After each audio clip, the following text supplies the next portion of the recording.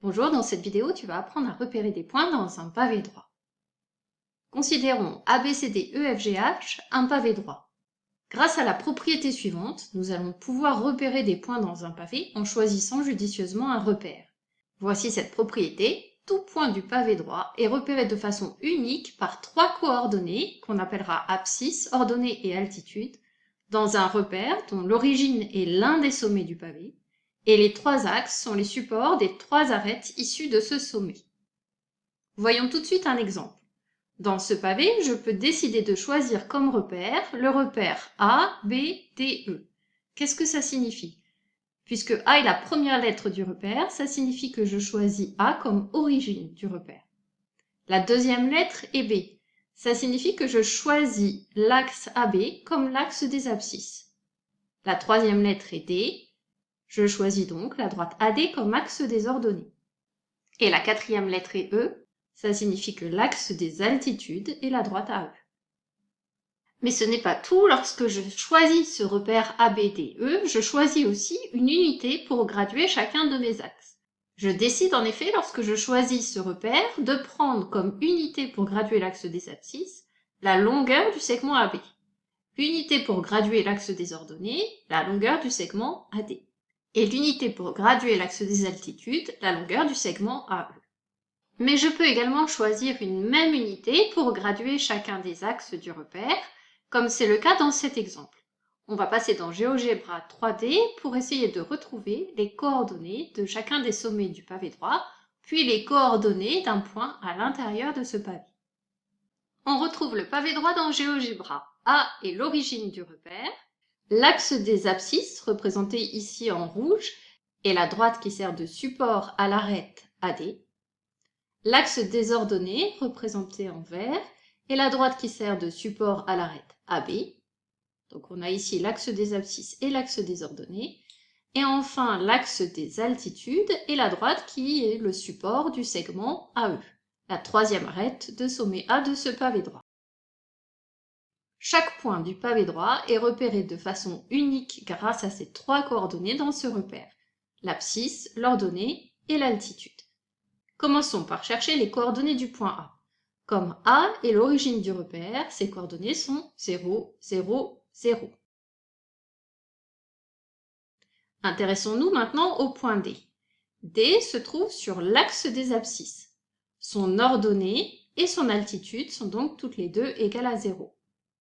Son abscisse, je la lis directement sur l'axe rouge ici, est égale à 5. Donc les coordonnées de D sont 5, 0, 0. Pour le point B, B se trouve sur l'axe des ordonnées. Son abscisse et son altitude sont donc nulles toutes les deux. Et son ordonnée, je la lis directement ici, elle est égale à 3. Donc le point B a pour coordonnées 0, 3 et 0.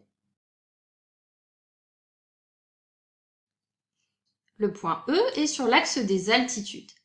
Il a donc une abscisse et une ordonnée qui sont nulles. Son altitude, je la lis sur l'axe des altitudes, elle est égale à 4. Donc le point E a pour coordonnées 0, 0, 4. Maintenant, ça se complique un petit peu pour les autres sommets du pavé droit. Intéressons-nous à ce sommet C. Le sommet C est dans le même plan que la face ABCD. Son altitude est donc égale à 0. Et pour trouver son abscisse et son ordonnée, je vais tracer la parallèle à l'axe des ordonnées, passant par le point C et regarder en quel point elle coupe l'axe des abscisses. On peut voir que cette parallèle coupe l'axe des abscisses au point D. Donc l'abscisse du point C et l'abscisse du point D sont les mêmes. L'abscisse du point C est donc égale à 5. Pour trouver l'ordonnée du point C, je trace la parallèle à l'axe des abscisses qui passe par le point C. C'est l'arête CB du pavé. Et je lis son ordonnée ici, elle est égale à 3. Donc le point C a pour coordonnées 5, 3, 0.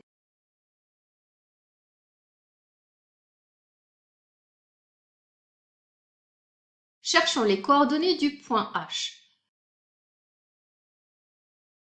Le point H est dans le plan qui contient la face HEAB. Son abscisse est donc égale à 0. Pour lire son ordonnée, je la lis ici puisque l'arête HB est parallèle à l'axe des altitudes. Son ordonnée est égale à 3. Et son altitude, je peux la lire en traçant la parallèle à l'axe des ordonnées passant par le point. L'arête HE est parallèle à l'axe des ordonnées. Et donc son altitude, c'est la même que le point E, c'est-à-dire 4. Donc le point H a pour coordonnées 0, 3, 4. Cherchons maintenant les coordonnées du point F. Le point F est sur la face EFDA. La face EFDA est contenue dans le plan repéré par les abscisses et les altitudes. Son ordonnée est donc nulle. Le point F a pour abscisse 5, pour ordonnée 0, et pour altitude, la même altitude que le point E, c'est-à-dire 4. Donc F a pour coordonnées 5, 0, 4. Il nous reste à trouver maintenant les coordonnées du point G. Le point G est un des sommets de la face EHCF. Cette face est parallèle à la face ABCD, donc l'altitude du point G est la même que l'altitude des points E, H et F, c'est-à-dire qu'elle est égale à 4. L'abscisse du point G. L'abscisse du point G, c'est la même que l'abscisse du point C. Et c'est la même que l'abscisse du point F, elle est égale à 5. L'ordonnée du point G, c'est la même que l'ordonnée du point H, que l'ordonnée du point C et que l'ordonnée du point B, elle est donc égale à 3. Donc le point G a pour coordonnées 5, 3 et 4. Cherchons maintenant les coordonnées d'un point K que je viens de placer à l'intérieur du pavé droit. On peut s'intéresser d'abord à son abscisse et son ordonnée, et pour ça, je dois tracer la parallèle à l'axe des altitudes passant par le point K et trouver le point d'intersection de cette droite et de la face ABCD. Je viens de tracer cette droite. U est le point d'intersection de la parallèle à l'axe des altitudes passant par K et de la face ABCD. Maintenant, il me faut l'abscisse et l'ordonnée de U qui sont les mêmes que l'abscisse et l'ordonnée du point K. Pour lire l'abscisse et l'ordonnée du point U, je vais tracer d'abord la parallèle à l'axe des ordonnées passant par U. Le point d'intersection de cette droite et de l'axe des abscisses va me donner l'abscisse de U.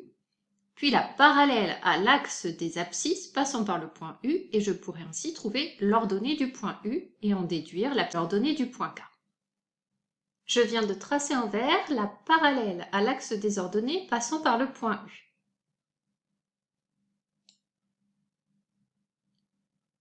Je vois que cette droite coupe l'axe des abscisses au point d'abscisse 2. Donc l'abscisse de U est 2, donc l'abscisse de K est 2 également. Cherchons maintenant l'ordonnée du point K, c'est-à-dire l'ordonnée du point U. Je vais tracer la parallèle à l'axe des abscisses passant par le point U. La voilà en rouge. Je vois que cette droite coupe l'axe des ordonnées au point d'ordonnée 1.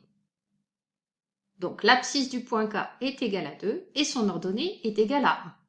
Il me reste à trouver maintenant son altitude.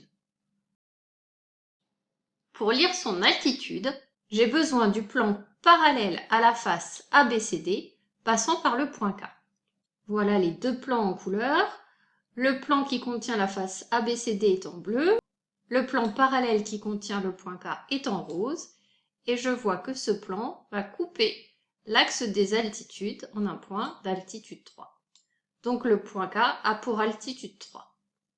Finalement, le point K a pour coordonnées 2, 1 et 3.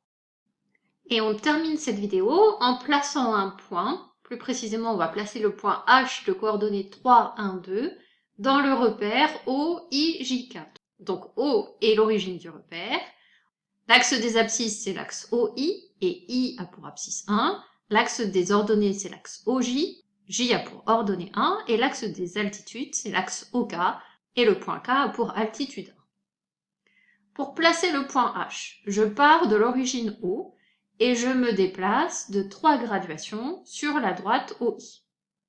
J'arrive donc ici au point G. Je me déplace ensuite en suivant la parallèle à l'axe des ordonnées, c'est-à-dire la droite OJ, et je me déplace de 1 graduation. J'arrive à cet endroit. Puis je vais me déplacer de 2 unités suivant la direction de l'axe OK, c'est-à-dire l'axe des altitudes. Je vais donc monter de 2 graduations. Finalement, le point H se trouve ici.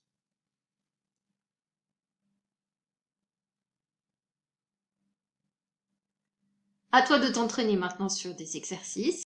C'est la fin de ce cours sur le repérage. À bientôt pour une prochaine vidéo.